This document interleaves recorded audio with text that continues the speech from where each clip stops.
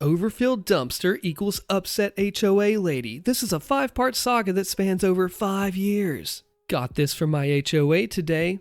I know, when the dumpster is overflowing, let's not evaluate if we need another dumpster. Let's just yell at the people who live here.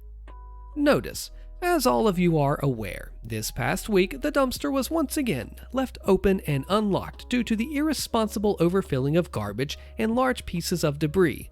We have asked numerous times in the past to not overfill the dumpster. It not only presents an unsightly scene within our community, but also creates other liability problems for the association and generates member complaints. We have a twice per week pickup schedule, Tuesdays and Fridays, and retain a large capacity trash bin to accommodate our residents, so there is no excuse for this to be happening at any time. The association cost to have this 2 pickup weekly schedule is $926 per month, so adding an additional dumpster is not a board consideration, nor is it necessary. Therefore, if on occasion you see that the dumpster is full, then take your trash back home with you and dispose of it when the dumpster has been emptied. It would also help if residents would not dispose of their trash in large boxes.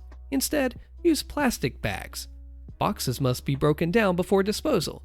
And, more importantly, do not put large pieces of furniture, building materials, and any of that type of debris in the dumpster unless it is broken down into very small pieces. If it can't be broken down into small pieces, then do not put it in the dumpster or on the outside of the dumpster. We expect everyone to cooperate regarding this matter and hope that this is the last time we have to address this issue. What this lady fails to realize is that the lock is broken and everyone already holds their trash for days at a time. Our very angry HOA president sends these out every once in a while. I'm not sure why they're so against another pickup or a second dumpster. Granted, in the HOA's defense, people do sometimes throw away stuff that they shouldn't, but this thing is constantly overfilling with just normal trash. We got another notice. To all residents. Twice now this week, the dumpster has been filled to overflow capacity. As you all know, we have sent out numerous notices warning that the trash company charges us an additional large fee when this is done. There is no excuse for this. We have a twice-a-week pickup schedule which is sufficient for this size community, and if the dumpster is full, hold your trash until the dumpster is emptied. As you've also been asked before, please cut up Christmas trees and garden trimmings into small pieces and break down boxes before putting them in the bin. That way, there is more room for additional trash.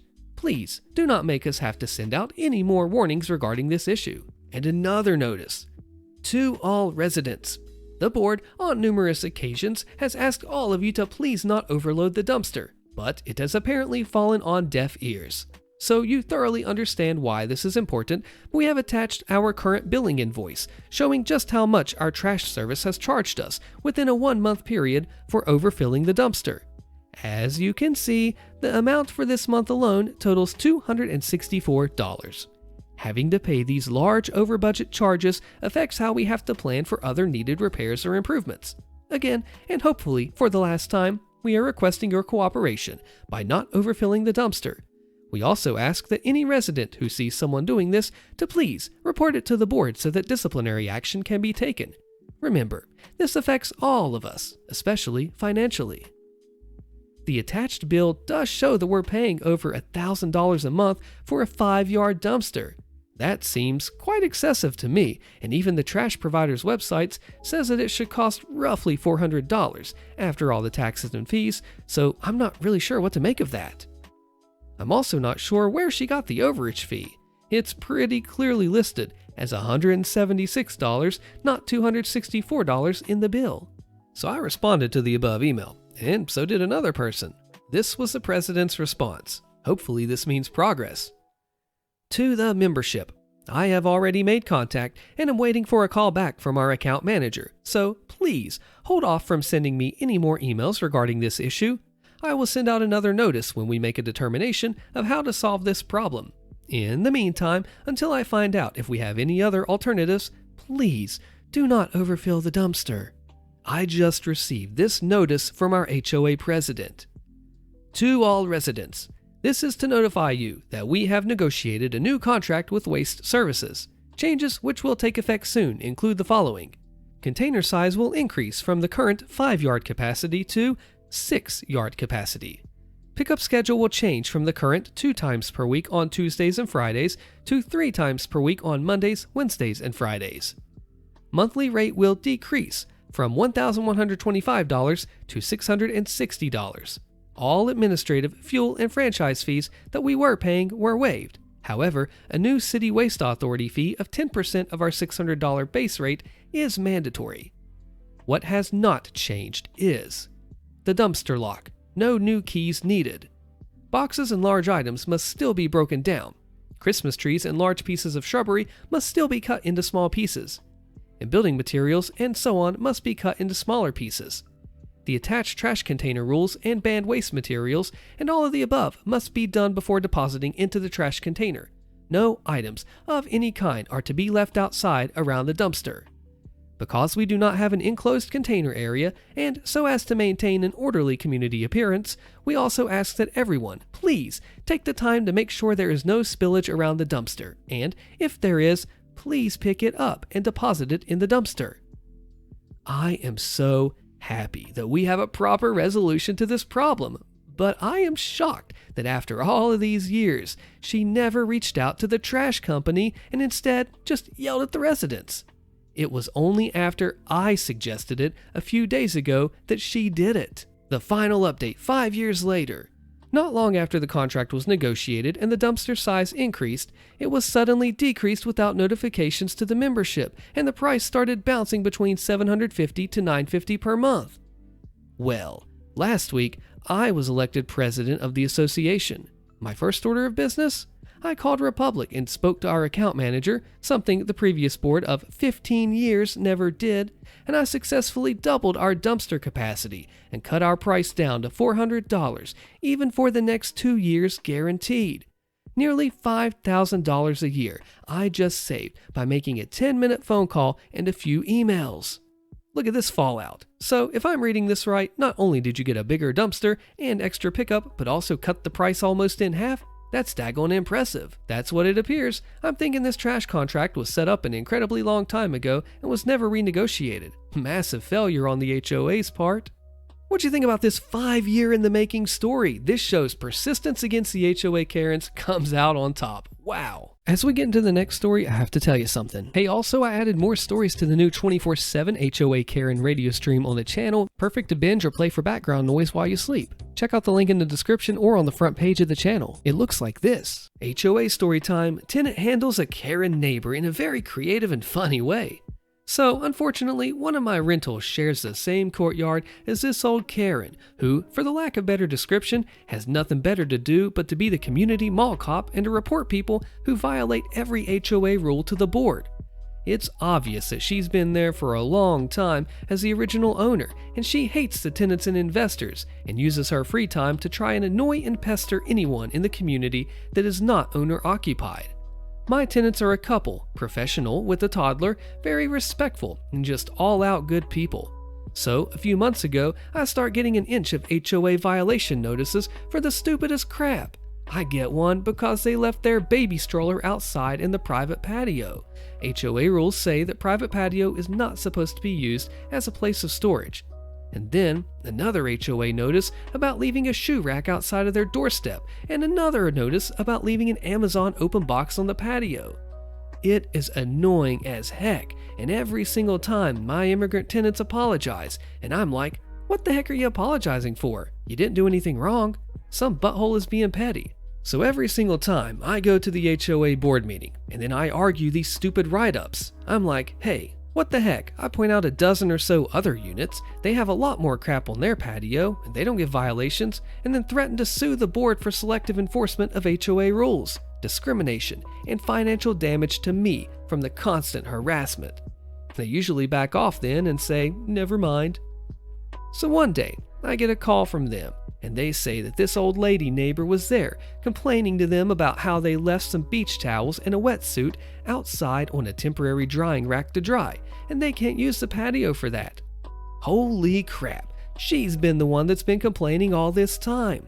So I go over there, thinking just the worst, thinking that my tenant has this huge old 6-foot-tall drying rack hanging similar to the one that I have at home, and putting out their underwear on it, only to see When I get there, there's like a 2-foot tall drying rack that's lower than the retaining wall of the patio that you can't even see unless you're literally within 5 feet from the patio peeking over. I was thinking, you gotta be kidding me, really? So I'm talking to this old lady that has nothing better to do. I'm like, look, Karen, you can't even see anything from your patio. The only way you can see this is if you're within 5 feet. Just go around and don't bother them and we won't bother you, okay? But no, she has to make her point, which is be an HOA rule jerk, and report both me and the tenant to the HOA board. And so I'm like, just fine, you do that, lady. So I go home, I'm just fuming that this old lady is wasting my time and my tenant's time on stupid crap. I find my 6-foot tall laundry rack, I drop it off at my tenant's place, and I set it up in the backyard patio and tell him, please, air dry all of your clothes for the next week, especially underwear. And if this lady reports it, let her. Screw her. Here's a Starbucks gift card for your inconvenience of not using the dryer.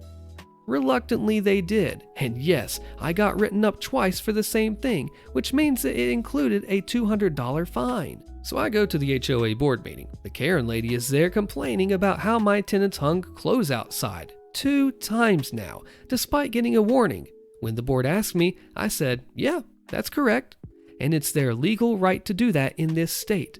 Confused, the board asked me, what do I mean? And I told them, well, in this state, thanks to AB 1448, CVC 1940.20, and 4750.10, also known as the Right to Dry Law, an HOA cannot legally ban hanging laundry outside, nor can they have them any rules that prevent tenants or owners from hanging laundry outside. No different than legally an HOA cannot outright ban anyone from putting a satellite dish outside. The HOA can impose rules governing how drying racks or satellite dishes can be placed. For example, rules stating that such things cannot be permanently attached to common area or building structure, but they cannot outright ban them, and those rules specifically have to describe the details of those restrictions in order to be enforceable. Your HOA rules governing laundry, clothes, and so on predates AB 1448, which was created for energy conservation by encouraging people not to run a dryer, and has no details on the restrictions of when temporary drying racks can or can't be used. So your rule violates state's laws, and it's not enforceable. My tenant only needs permission to use drying racks, and they have my permission, please note. Talk to your attorneys, because I already talked to mine. The HOA board concludes with a, we'll get back to you, Mr. X, and I don't hear about it for a few days. And then, finally, I get a call that says, our attorneys reviewed your complaint, and in a nutshell, as long as the drying racks are not being permanently attached, state law says that you can have an outdoor drying rack. So, after I got that from the HOA board, was I being a vindictive butt when I gave my tenants a Starbucks gift card while asking them for a favor to hang some underwear on a 6-foot tall drying rack outside for 2 months to crap on the Karen neighbor? Also, was I a bigger butt when Karen contacted me to complain further and I told her, well, if it bothers you so much, you can get one of those patio wind shades to block your view so you don't see my tenant's underwear. But if you do that, and if I see it when I'm checking up on my property, I'm going to have to report you to the HOA because, unfortunately, patio wind shades are not a state law protected class of apparatus from the HOA rules, which clearly bans these wind shades. Have a nice day. This is a perfect example, as our friend Rick Astley says, you know the rules and so do I. What would you do? Surprise HOA with updates posted by Happy Away From People. I bought my home in July 2022 in Kentucky. It's a home in a neighborhood and it was built 15 years ago. My neighborhood is big on young families, so about half, if not more, of the homeowners are not original. The neighborhood was developed by a builder very popular in the area. 2 weeks ago, everyone received a letter that our builders hired Omni, the devil, to oversee an HOA. The original homeowners said that they remembered this being mentioned when they bought the home. Everyone who bought a house from someone was not told this. It was not in our mortgage contract, and we were told no HOA. Because of this, several people have put above-ground pools, sheds, and porches, covered patios on their home. We all picked this neighborhood because it doesn't have an HOA. Now inspections are about to start, and we will get an annual fee. How is this legal? What can we do? Our neighborhood is so upset that we're trying to work together. First update. I've spoken to our agent who talked to clear title. Our HOA is not on our deed, nor the previous owners. They said that it could be on the master deed that the developer still has, but it usually is never needed in a closing, so it's never given unless special requests are made. I have a copy of our deed. Our next step is to discuss with the lawyer specializing in HOAs. We have proof that it was not disclosed to us, and the previous owners signed documents stating there are no HOAs. We are also not the only home in this situation. Our neighbors are experiencing the same frustrations. None of us have been asked to voluntarily join the HOA or to help establish one. The next update. This is not our first home purchase. Our previous home had an HOA. We signed documents and it was included in our closing. That is what I mean when I said our contract. Secondly, our agent is one of the top in the area, and she certainly didn't sell all the homes in our neighborhood. This is something not disclosed to multiple buyers over multiple years. It was a selling point of the neighborhood. People in my neighborhood have all been working together since the letter came to get answers. Tonight, we got some. The master deed and the covenants mentioning the HOA exist. The covenant was filed in 2014. There is no timeline. The title company did not do diligent work and they let half the neighborhood know. What does this mean? I don't know. The wording on the covenant says that anyone who purchases a deed in the neighborhood is automatically a member of the association. Automatically. That's some BS right there. Luckily, our house hasn't had any huge additions in our yard. My neighbor is elderly and just saved all his money working out of retirement, cutting corners to purchase and install a very large shed to do his hobby work. My other neighbors purchased a home with an above-ground pool and deck and shed already installed. This is gonna get nasty and expensive for my neighbors. I wish I knew how to upload redacted documents to show you guys the ridiculousness of this situation. I wish there was better buyer protection, and I feel like the best chance now is to get on the board when we can and to solve it. Unfortunately, Omni and my builder are notorious for staying stuck in the stage of HOA established and handing it off to the neighborhood. It may be years. The newest update. I've now spoken with Omni. Here's what I've learned. They believe the HOA was kicked into high gear because a neighbor or two has been complaining about a boat or RV. She couldn't say, but said it was made a priority in inspections. It's always a Karen over a silly thing. And there had been a secret board all along. It's been employees of the builder. The builder has 55 more houses to build. They plan to release the HOA to residents when it nears completion. No one, not even the builder, has a date for that. This builder has been mentioned in comments below, and the builder was supposed to maintain the common spaces since the building began. The common space is our entrance. A resident mentioned a playground and a pool was promised.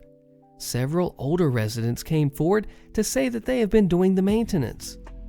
There are no plans to have an HOA meeting with residents, despite me requesting one. All correspondence will be done individually by letter, email, or phone. Our neighboring neighborhood heard our issues and offered their HOA's lawyer's name to help us. We have another lawyer looking into it. He is not charging us a retainer. Would you lawyer up if you were OP, or would you try to handle it yourself? Because when it gets into this kind of matter, things can get a little messy. What do you think? My HOA president just towed me and I'm not in his stupid HOA, but he doesn't know I have dirt on him. So one day, I step out to find my car gone, towed away by the HOA. Okay, fine, I parked it on the street a little bit late, but what happens next is like they declared war on my parking habits. Enter the HOA president, who thinks he's better than you because he lives in a nice house and makes good money. Not one to take things lying down, I decide to play detective in the HOA rulebook.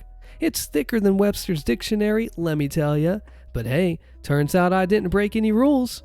Armed with this golden nugget, I confront the Barney Fife wannabe HOA president, playing it cool like a lawyer about to drop a bomb. He squirms, admits to a goof up, and I'm thinking, gotcha. But here's where it gets interesting.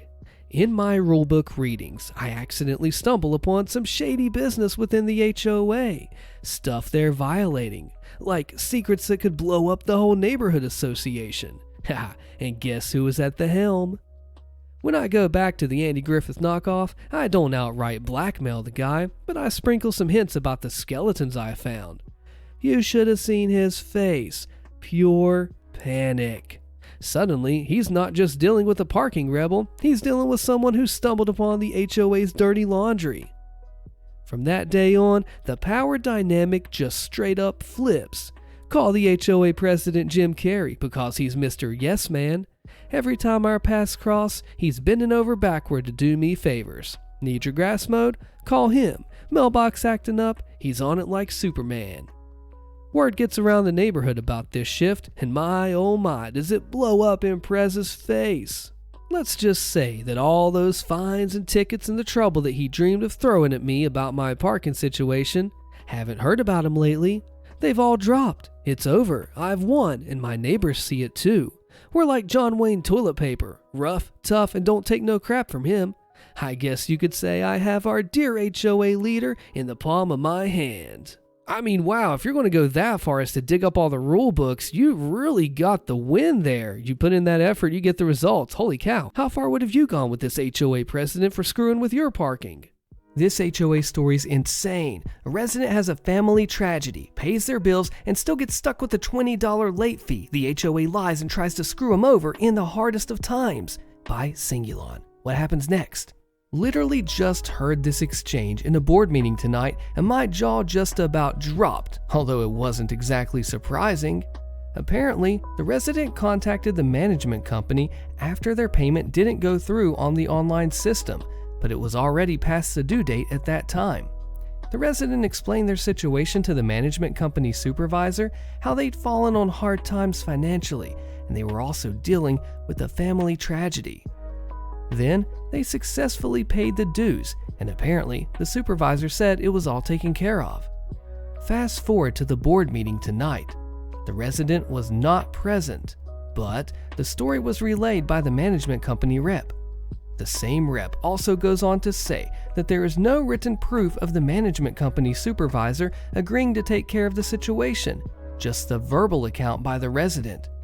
The resident was fined a $20 late fee as a result, which they asked to be waived after explaining their situation and their personal and financial troubles.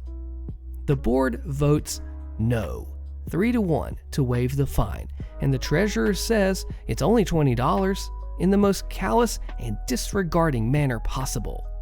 At least one board member voted yes to waive the fine, which was surprising because that same board member is usually a hardcore butt and is almost universally disliked. I immediately volunteered to pay the fine for the resident. If it's only $20, then why does the board, who has something like $3 million in reserve funds, care? $20 to them is not the same as $20 to somebody who's struggling financially and dealing with a family tragedy at the same time. And it's not like the dues weren't paid. They were. The payment is just a few days late due to the extenuating circumstances as explained. Please don't think this post is to toot my own horn either. I was just blown away by the complete lack of compassion by most of the board for their fellow neighbor over something so self-admittedly minor. It's only $20. Imagine if more people had even the smallest amount of basic compassion for their fellow human beings, how much better life could be. I think the HOA is being a jerk on the principle of it all, which is silly and stupid because you gotta get stuff in writing or else crap like this will happen and you'll be taken advantage of. How would you handle it? HOA story time. Karen and the supposedly unauthorized construction by koalas and penguins. Miraculously, I found a home in an HOA that isn't horrible. Unfortunately, every HOA requires at least one Karen. Last year, I joined the HOA board for my neighborhood of townhomes. I wanted to finally have a say in what was happening in my community. In this short time, I have learned that very few people bother reading anything about their HOA before buying a home. Because of this, I see endless issues where people don't know what rules they've agreed to live by. It now surprises me when somebody acts responsibly and contacts the HOA with an appropriate request. 2 months ago, a responsible homeowner asked for approval to add a small patio to the grass in front of his home. This is a common landscaping feature in our neighborhood. Our rules state that he is welcome to add the patio as long as it is identical to the others in the community. So, of course, we approve the request. Now enters our neighborhood Karen. Karen lives next to this responsible homeowner, and on Monday, the construction began to install the patio. Karen started a verbal altercation with the homeowner's contractor. She demanded to see written approval and construction designs for everything. Karen was told to mind her own business. As a Karen, she then felt it was her responsibility to contact our HOA management company's emergency line. She berated the office staff for never calling or emailing her to ask permission to do the construction or inform her that it was approved. She felt that the space was close enough to her home that she had just as much right to it as her neighbor. She also kept repeating that there were many other HOA violations without giving any details. Karen was transferred to the property manager's mobile phone number to leave a message. Apparently, Karen said something concerning enough in the voicemail that I received an urgent call from the property manager. She begged me to walk over to the responsible neighbor's house, take a few pictures, and see if there was anything unusual about the construction work. She was worried that the patio may look different than the others in the neighborhood. So I packed my toddler in her stroller and I took a walk down there. Ladies and gentlemen, everything was perfectly normal. There were no problems. The construction was not occurring anywhere near Karen's property. I was baffled as to why Karen would feel that she has some claim to the area that's on the opposite side of the neighbor's house from her. A few hours ago, I learned that Karen isn't even the homeowner of the property next to the responsible neighbor. She is the sister of the real homeowner. I learned this because the real homeowner went to our online resident portal to send the HOA a message. She seems to be embarrassed by her sister's behavior and stated that she actually read her homeowner documents and feels that the HOA has done a great job of handling this situation. I am praying that this is the end of this week's drama. What do you think about a no trespassing or restraining order against Karen? The HOA tries to force OP to follow rules that don't apply to them. They don't have to report to the HOA. Here's the story. My friends Jess, Megan, and I rent a house. We're all recent college graduates, young professionals, and we're decent roommates to each other and decent neighbors, as far as I can tell. The house we rent is part of a homeowners association, and the way that the laws work is that the HOA has a legal contract with the homeowner, and the homeowner who is leasing out a property has a legal contract with his tenants. But the HOA has no authority over the tenants legally. It's on the landlord to include the HOA rules in his lease with the tenants. Anyway, some of the HOA rules were in the lease, like only having cars parked in the garage and driveway, none on the street, and also no political signage in the front yard. But there were relatively few. The lease was pretty much your standard lease. Anyway, neighbors have come over several times to tell us about HOA laws that we're breaking. Not just the same few neighbors, there have been like 8. For example, they said we could not have junker cars in the driveway, and I was like, hey, it's not a junker. It runs, I drive it every day. Plus, you should be taking this stuff to the landlord. He's the homeowner in your association. The guy went off on me about how having cars like mine around lowers the property value, and I was like, my agreement was with the landlord. My lease says nothing about what cars that I can have. They don't like how my roommate has astrology wall tapestries over the windows instead of curtains, or how we have a fire pit outside, or how many friends that we have over even though we never break the rules about cars. Few of our friends drive. They told my roommate it's not allowed to do DIY projects like woodworking or car maintenance in the driveway, and told me about noise rules that do not line up with the city noise ordinance. They told my roommate her friends can't lock their bicycles up to the deck railing. Anyway, every time we tell these people that their contract is with the homeowner and our contract is with our landlord, we're following our contract and their contract is between them and the landlord. And they've complained that the landlord's hard to get a reach of. He travels a lot and he's not communicative.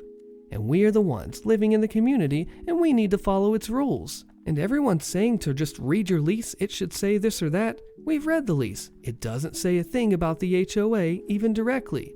My roommate also had a local lawyer look at the lease and the local laws. That's where I got the info about the laws in this post. I'm going to trust a lawyer who knows my area's laws over what Reddit thinks the law should or might be. We can't get these fines passed down unless they're for violating our lease agreement. We can't get evicted by our landlord if we pay rent and follow the lease terms. The HOA can't evict us either. Is OP in the right here for just disregarding the HOA rules since they're not really in it? Or what would you do? The HOA fines me, but I'm not even in the HOA. Click the video on your screen so you don't miss the fallout of this one, and I'll see you there.